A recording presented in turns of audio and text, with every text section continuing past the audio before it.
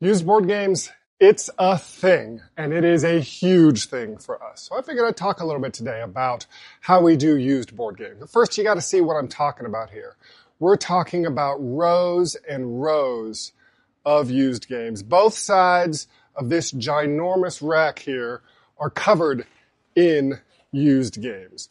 So we do a lot of used board games, and we do it a little differently. Not a lot of stores actually do used games, and most that do it on consignment, but we don't. We give trade-in credit for used games, and then we sell them outright.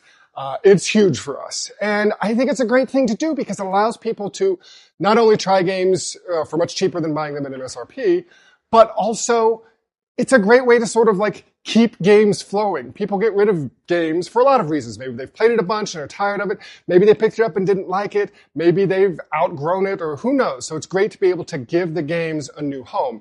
Oh, and I also got to show you James over here.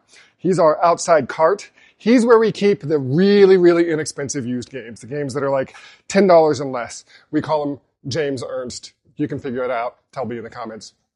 But we do so many used games. In fact, what you saw back there is just what's on the sales floor. I'm going to take you on a little trip upstairs, if you don't mind the mess, to show you, I guess what you might call our used game warehouse, which is all the games that we're still processing, either still processing or don't have room for downstairs. So going up to our second floor mezzanine, like I said, it's a bit of a mess. But all of these are more used games. In fact, this is a huge stack that must have came in sometime yesterday. I haven't seen that stack. It needs to be processed. A bunch of games on the shelves that are priced and ready to go. We just need to have room for it. So that is used games at Games Unlimited. I think used games are awesome. Plus, I often take a lot of them to add to our store collection.